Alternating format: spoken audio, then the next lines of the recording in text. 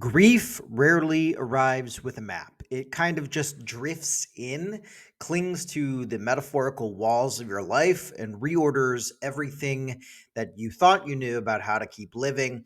That's speaking as somebody who has been fortunate enough not to lose that many close loved ones in my life, but the few that I have, it's a very, very complicated process. That brings me to this film, The Friend, a 2024 adaptation of Sigrid Nunez's award winning novel.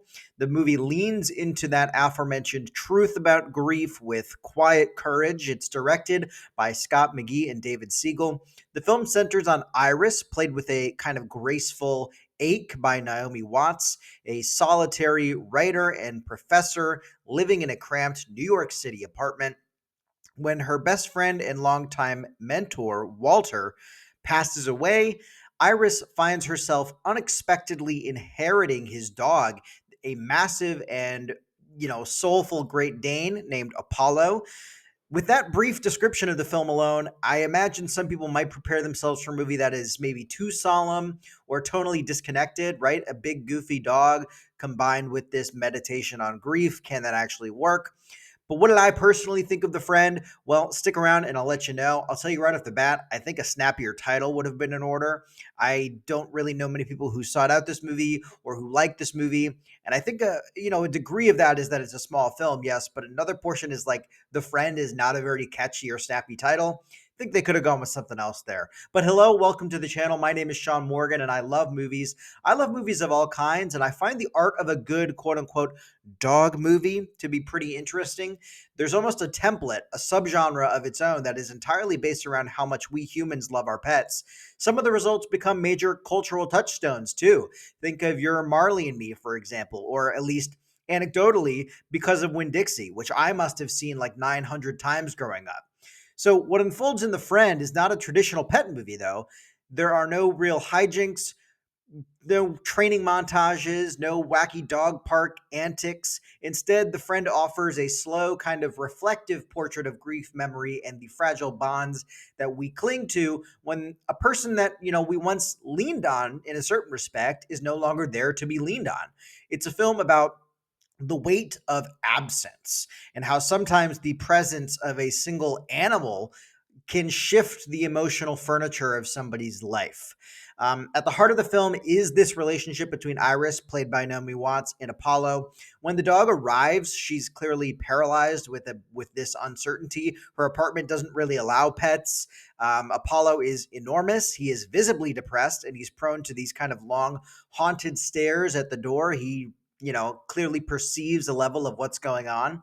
Instead of kicking into like a plot driven gear, though, the movie sits in this discomfort. It lets the days stretch out as Iris rearranges her schedule, tries to work in this new normal, and fumbles through conversations with neighbors and colleagues who don't really understand her grieving process or her decision to keep the animal around. Why is she deciding to keep the animal around when she clearly doesn't want it, is not equipped to handle it, and her apartment may kick her out if she is discovered? Naomi Watts delivers one of her most kind of restrained performances here. It's still a deeply felt one, I think. She's super talented. I think there's an alternate universe. No disrespect to Nicole Kidman. I think there's an alternate universe, not to pit two beautiful Australian women against each other, but I think there's an alternate reality where Watts is the one in that AMC ad telling us that heartbreak feels good, and Nicole is maybe less famous. I feel like Nicole is so ever present in Hollywood, maybe just got a couple more big Hollywood or American specific breaks. And she kind of ate Watts's lunch in a certain respect. I love both actresses, but I'm a big Watts head, particularly because of her relationship with Lynch, David Lynch, that is. But that's neither here nor there. So Iris, the character, she's not really melodramatic or expressive in the ways grief can often be portrayed on screen. Instead, she plays it pretty quiet. She's got these small gestures, these kind of weary eyes. She reveals a woman who's, become untethered to a degree. And we learn much also about Walter, the friend that she lost, the mentor that she lost. We learn about him not just as a man, but as just a presence in so many people's lives. He was charming, self destructive, brilliant, and also deeply flawed in many ways. The film is kind of haunted by him. And Bill Murray, who plays him, is such an inspired casting for a part like this. Bill Murray as Walter, he appears, primarily in flashbacks. The film centers around his departure from this life, so we only see him in flashbacks. And though his screen time is limited, it is quite powerful. He plays the role not with the usual kind of comedic detachment that you might expect from Ghostbusters Bill Murray, but he's kind of in a more kind of Wes Anderson mode for him. He's got some real pathos to him. Walter is magnetic, but he's also slippery. He's a man who used charm and intellect as kind of an emotional armor and as a weapon. His relationships were pretty complicated. There are hints of like inappropriate behavior with his students that spanned years, but that's also layered with genuine mentorship and genuine affection for the people in his life. So Iris's memories of him are conflicted, and that's precisely what makes them feel so real. There's a reverence, but also, a condemnation at the same time, which I think is pretty interesting. It makes for good watching, for lack of a better term.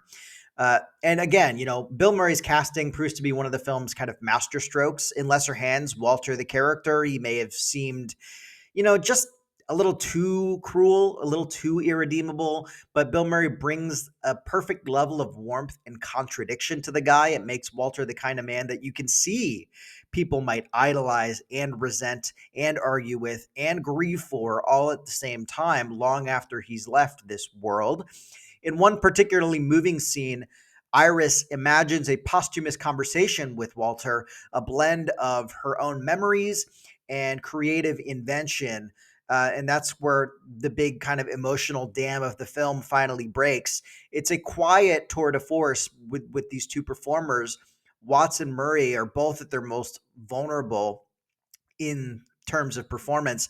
And that sequence, though, is also where I think the movie might lose some people. It's where the film is at its most abstract. So I can understand why some folks might be locked in with the movie up until that point and then immediately check out because it's like maybe a step too far. Watts is no stranger to dream sequences, though. I think she holds her own in the scene. This is a longtime collaborator of David Lynch, of course, so a dream sequence is not about to phase her, no matter how kind of weird or abnormal. And then there's Apollo, of course, the actual dog.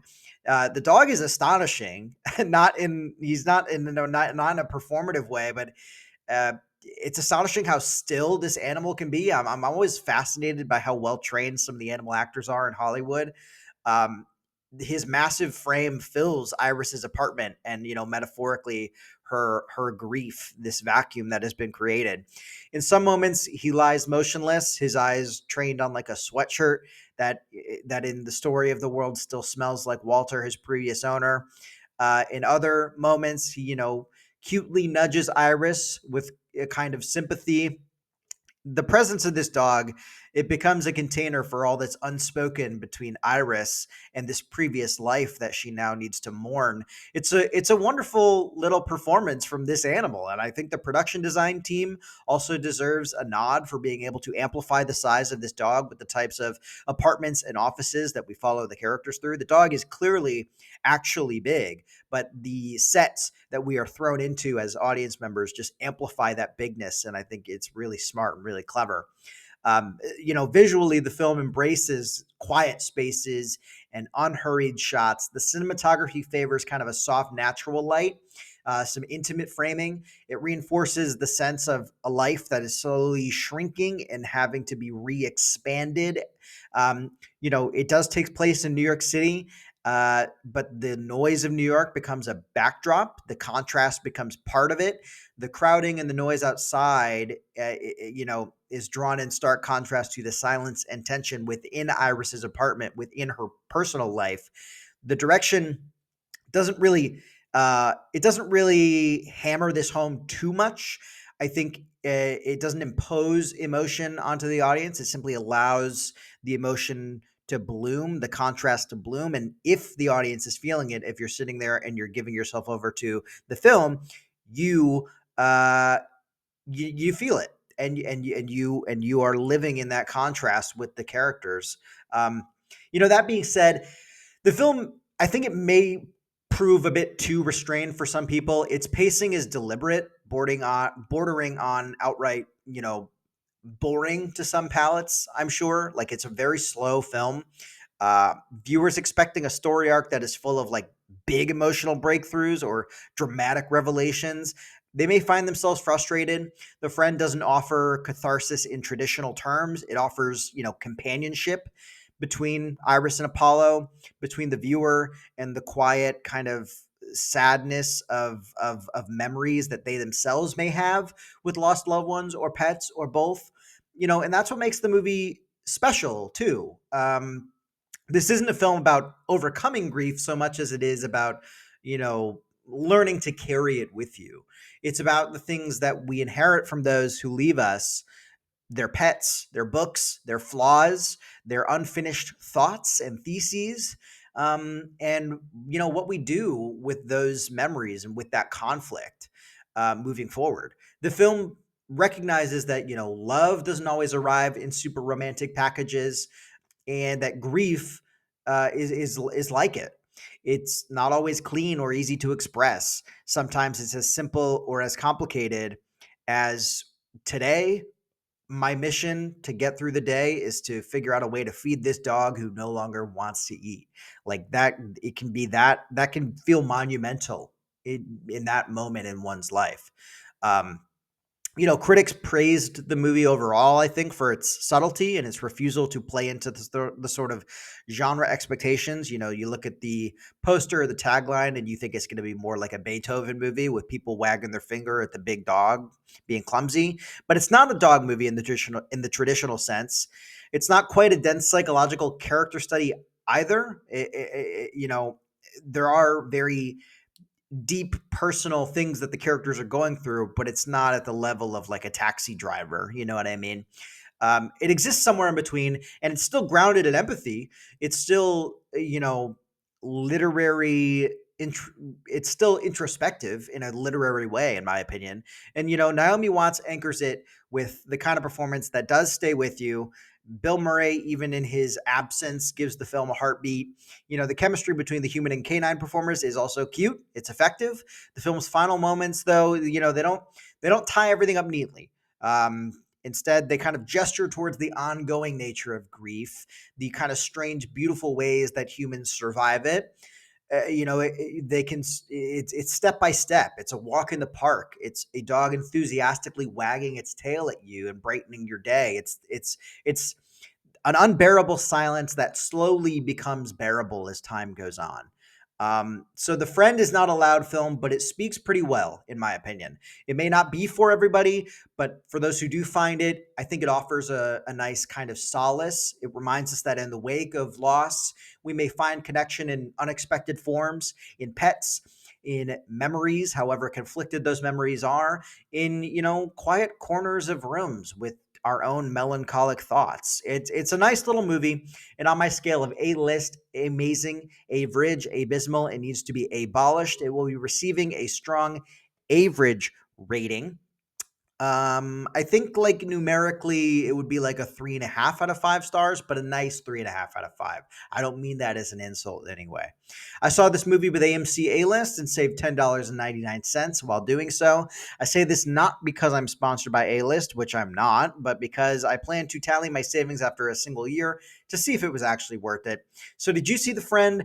I really doubt that many people did, despite its kind of star power. The release seemed pretty quiet, but I'd love to know what you thought of it if you did see it.